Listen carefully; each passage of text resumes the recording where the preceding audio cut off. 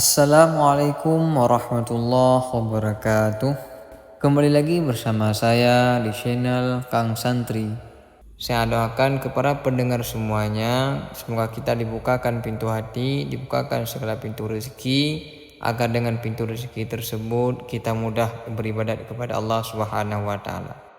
Berkaitan dengan sejarah ini, ternyata ini sudah dulunya Allah Subhanahu wa taala mengatakan dalam Al-Qur'an, yaitu surah Al-A'raf ayat 20, di mana bunyinya adalah fawaswasa lahuma syaitanu liyubdiya lahuma ma wuriya anhuma min sawatihima wa qala ma nahakuma rabbukuma an hadhihi syajarah illa an takuna malakaini aw takuna minal khalidin. Ini adalah ayat Al-Quran yang berkaitan dengan sejarah berikut yang kita bahas sekarang ini. Namun ketika sudah menonton video ini, simaklah baik-baik dan simaklah sampai selesai agar tidak terjadi kesalahpahaman terhadap pemahaman yang telah kita dengar. Nah, pada postingan kali ini, saya akan menceritakan sedikit tentang sejarah yang begitu luar biasa dahsyatnya, yang dimana sejarah ini adalah berkaitan dengan seorang khalifah, beliaulah Nabi Adam alaihissalam. Ternyata di balik kisahnya Nabi Adam ada kaitannya dengan Padang Arafah ataupun wukuf di Arafah. Padang Arafah memiliki keterkaitan yang sangat kuat dengan kisah Nabi Adam dan Siti Hawa. Dalam tradisi Islam, tempat ini diyakini sebagai lokasi pertemuan kembali Nabi Adam dan Siti Hawa setelah keduanya diturunkan dari surga ke bumi akibat memakan buah yang dilarang oleh Allah, yaitu buah kuldi. Kisah ini menjadi salah satu sejarah paling menyentuh dalam perjalanan manusia pertama di muka bumi ini. Pertama, kita bahas dulu tentang awal mulanya turun Nabi Adam alaihissalam ke bumi. Allah menciptakan Nabi Adam sebagai manusia pertama dan menempatkannya di surga. Allah kemudian menciptakan Siti Hawa sebagai pasangan hidupnya. Mereka hidup penuh kenikmatan dan diperbolehkan menikmati seluruh isi surga kecuali mendekati satu pohon yang tertentu. Ia lebih dikenal dengan pohon kuldi. Namun iblis yang iri kepada Adam terus menggoda keduanya. Akhirnya Nabi Adam dan Hawa memakan buah dari pohon yang telah dilarang oleh Allah Subhanahu wa taala. Karena peristiwa itulah Allah menurunkan mereka berdua ke bumi ini. Kisah ini dijelaskan di dalam Al-Quran, yaitu surat Al-A'raf ayat 20, di mana bunyinya adalah fawaswasa lahuma syaitanu liyubdiya lahuma ma wuriya anhuma min sawatihima wa qala ma nahakuma rabbukuma an hadhihi syajarah illa an takuna malakaini aw takuna minal khalidin. Artinya adalah, maka setan membisikkan pikiran jahat kepada keduanya yang berakibat tampak pada keduanya sesuatu yang tertutup dari aurat keduanya. Setan berkata, Tuhanmu tidak melarang kamu berdua untuk mendaki pohon ini kecuali karena dia senang kamu berdua menjadi malaikat atau kamu berdua termasuk orang-orang yang kekal dalam surga. Yang dapat kita bisa pahami daripada ayat tersebut adalah iblis ingin menghilangkan kenikmatan surga yang dinikmati Nabi Adam dan pasangannya, yaitu Siti Hawa. Ia pun berusaha mengeluarkan Adam dan pasangannya dari surga. Kemudian dengan penuh kedengkian, setan membisikkan pikiran jahat kepada mereka, yaitu Nabi Adam dan pasangannya bernama Siti Hawa, agar menampakkan aurat mereka yang selama ini tertutup. Dari setan berkata, Tuhanmu hanya melarang kamu berdua mendekati pohon ini, agar kamu berdua tidak menjadi malaikat sehingga kalian memiliki kekuatan dan umur yang panjang, atau tidak menjadi orang yang kekal di dalam surga. Yang artinya, kemudian setan membisikkan pikiran jahat kepada keduanya.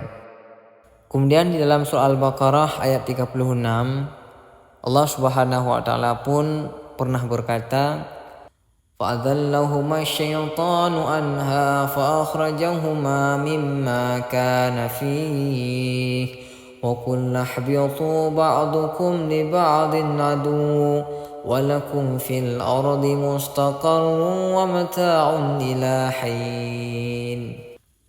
Artinya adalah, lalu setan menggelincirkan keduanya darinya sehingga keduanya dikeluarkan dari segala kenikmatan ketika keduanya ada di sana, yaitu di surga. Kami berfirman, turunlah kamu, sebagaimana kamu menjadi musuh bagi yang lain, serta bagi kamu ada tempat tinggal dan kesenangan di bumi sampai waktu yang ditentukan. Artinya, turunlah kamu semua dari surga. Kemudian setelah itu, tibalah ketika Nabi Adam dan Hawa terpisah di bumi. Ketika Allah Subhanahu wa taala telah menurunkan Nabi Adam dan Siti Hawa ke dunia ini, mereka berdua berpisah yang sangat lama. Bahkan dalam banyak riwayat ulama dan kisah Islam, setelah diturunkan ke bumi, Nabi Adam dan Siti Hawa ditempatkan di lokasi yang berjauhan. Beberapa riwayat menyebutkan bahwa Nabi Adam diturunkan di wilayah India atau di daerah Sri Lanka. Ada yang berpendapat sedangkan Siti Hawa diturunkan di daerah Jeddah. Meskipun riwayat ini tidak disebutkan secara langsung dalam Al-Quran, kisah tersebut terkenal dalam literatur sejarah Islam klasik. Sejak saat itu, Nabi Adam sangat sedih. Beliau menangisi kesalahannya selama bertahun-tahun. Siang dan malam beliau memohon ampun kepada Allah. Begitu pula dengan Siti Hawa yang terus berdoa agar dipertemukan dengan kekasihnya kembali bernama Adam. Kemudian setelah kejadian itu, tibalah perjalanan panjang menuju Arafah. Nabi Adam mulai melakukan perjalanan panjang melintasi gunung, lembah dan padang pasir untuk mencari Siti Hawa sang istrinya. Beliau berjalan sambil menangis dan bertaubat kepada Allah, meminta ampun kepada Allah Subhanahu wa taala. Demikian pula Siti Hawa, beliau melakukan perjalanan mencari Nabi Adam. Akhirnya, atas izin Allah, keduanya dipertemukan kembali di sebuah padang luas yang kini dikenal sebagai Padang Arafah. Nama Arafah diyakini berasal dari kata Arafah, yang berarti artinya adalah mengetahui, mengenal atau saling bertemu kembali. Karena di tempat itulah Adam dan Siti Hawa saling mengenal kembali setelah lamanya terpisah. Karena Siti Hawa dan Nabi Adam telah bertemu kembali, mereka akhirnya menangis dan bertaubat di Padang Arafah. Saat bertemu kembali, Nabi Adam dan Siti Hawa menangis penuh haru.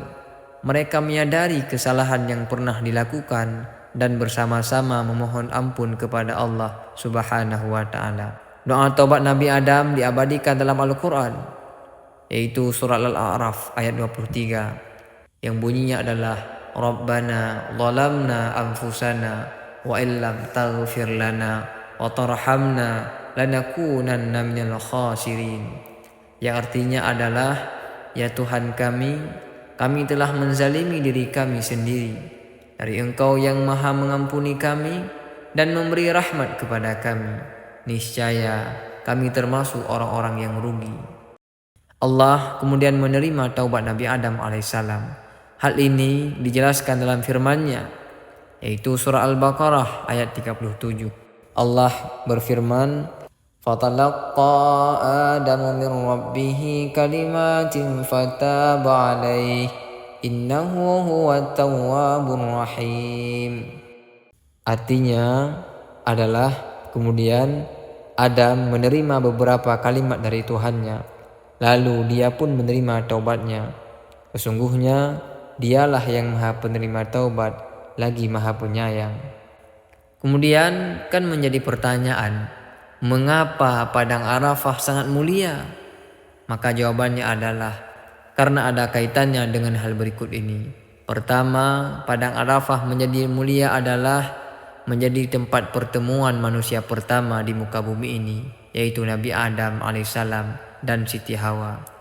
Kemudian yang kedua, di Padang Arafah menjadi tempat taubat, di mana ketika kita berada di situ, disitulah tempat taubat yang paling baik, disitulah tempat taubat yang paling mulia. Yang ketiga, Padang Arafah menjadi tempat pengampunan dosa. Maka ketika kita berada di Padang Arafah, ini adalah momentum yang begitu luar biasa bagi mereka-mereka yang pergi ke haji Baitullah. Mereka waktu di situ berdoa kepada Allah Subhanahu wa taala agar mereka diampunkan segala dosa-dosanya. Kemudian yang keempat, Padang Arafah menjadi sangat mulia adalah ada simbol kembali kepada Allah Subhanahu wa taala. Maka Padang Arafah menjadi tempat yang sangat mulia dalam Islam. Di tempat inilah jutaan jamaah haji melakukan wukuf setiap tanggal 9 Dzulhijjah. Wukuf di Arafah adalah rukun haji yang paling utama. Wukuf di Arafah, bahkan Rasulullah SAW pernah bersabda, haji itu adalah Arafah. Dalam artian wukuf Arafah inilah termasuk kepada rukun haji. Karena ketika kita umrah tidak ada wukuf di Arafah, sedangkan haji, maka haji itulah berada di wukuf Arafah. Hadis ini menunjukkan bahwa betapa pentingnya Padang Arafah dalam ibadah haji. Terus bagaimana hubungan Arafah dengan hari pengampunan dosa? Hari Arafah juga dikenal sebagai hari penuh ampunan. Banyak ulama menjelaskan bahwa sebagaimana Nabi Adam diampuni di tempat itu, umat Islam pun dianjurkan untuk memperbanyak. Pertama itu bertaubat, yang kedua berzikir, yang ketiga berdoa, dan yang keempat adalah puasa Arafah. Hari Arafah, Rasulullah SAW menjelaskan keutamaan puasa Arafah sebagaimana yang telah kita jelaskan pada hari-hari yang sebelumnya, yaitu puasa Arafah menghapuskan dosa setahun yang lalu dan setahun yang akan datang. Karena itu, hari Arafah sering disebut sebagai hari kembalinya manusia kepada Allah, sebagaimana Nabi Adam kembali mendapatkan rahmat dan ampunannya Allah Subhanahu wa taala. Maka dari kisah itulah perlu kita ketahui, di situ juga ada Jabal Rahmah, dan Jabal Rahmah ini menjadi kisah pertemuan Adam dan Hawa. Di kawasan Arafah terdapat sebuah bukit terkenal bernama Jabal Rahmah, di mana arti Jabal Rahmah adalah bukit kasih sayang ataupun bukit rahmat. Banyak orang meyakini bukit ini sebagai lokasi Nabi Adam dan Hawa pertama kali bertemu kembali setelah berpisah yang sangat lama. Walaupun tidak ada dalil sahih yang memastikan secara pasti titik pertemuannya, yang namun tempat ini tetap menjadi simbol cinta, simbol taubat, dan simbol keampunan serta simbol rahmat Allah Subhanahu wa taala. Maka dari kisah demikian, yaitu kisah Nabi Adam alaihissalam bersama Siti Hawa bertemu di Padang Arafah, tepatnya di Jabal Rahmah, ada hikmah yang besar dari kisah tersebut. Dari kisah Nabi Adam di Padang Arafah mengandung banyak pelajaran. Pertama, manusia tidak luput daripada kesalahan. Bahkan manusia pertama pun pernah tergelincir dalam kesalahan. Kedua, pintu taubat selalu terbuka. Allah Subhanahu wa taala menerima taubat Nabi Adam setelah beliau sungguh-sungguh menyesal dan memohon ampun kepada Allah dengan permohonan ampun yang begitu luar biasa. Yang ketiga, menjadi hikmahnya adalah kesabaran akan berbuah pertemuan. Nabi Adam dan Siti Hawa akhirnya dipertemukan kembali setelah perjuangan panjang yang dilewati dengan kesabaran yang begitu luar biasa. Yang keempat, Padang Arafah adalah simbol kembalinya hamba kepada Allah Subhanahu wa taala. Karena itu, jutaan umat Islam menangis dan berdoa di Padang Arafah setiap musim haji. Nah, inilah gambaran suasana di Padang Arafah, di mana hingga hari ini Padang Arafah tetap menjadi tempat yang mengingatkan umat manusia tentang asal mulanya manusia, tentang dosa dan taubat, tentang cinta Nabi Adam dan Hawa, serta besarnya rahmat Allah kepada hambanya. Maka mudah-mudahan dengan sejarah ini bisa membangkitkan keimanan kita kepada Allah Subhanahu wa taala. Saya doakan kepada semuanya, bagi kita-kita yang belum pernah mendapatkan kesempatan pergi haji dan umrah, saya doakan kepada semuanya, insyaallah beberapa tahun lagi, beberapa bulan lagi, kita akan dipanggil oleh Allah Subhanahu wa taala dengan panggilan yang tidak kita sangka-sangka. Bagi kita yang sudah berencana untuk pergi ke padang Arafah, yaitu menunaikan ibadah haji ataupun umrah, maka semoga Allah mudahkan segala urusannya, semoga Allah membukakan segala pintu rezekinya, Allah bukakan jalannya, sehingga kita mudah dalam mencari harta dan nafkah, agar dengan harta dan nafkah tersebut tercapai semua cita-cita dan keinginan kita untuk pergi ke Baitullah, yaitu menunaikan ibadah haji dan umrah. Semoga bermanfaat. Hadanallahu iyyakum ajmain. Saya akhiri dengan wabillahi taufiq wal hidayah. Assalamualaikum warahmatullahi wabarakatuh.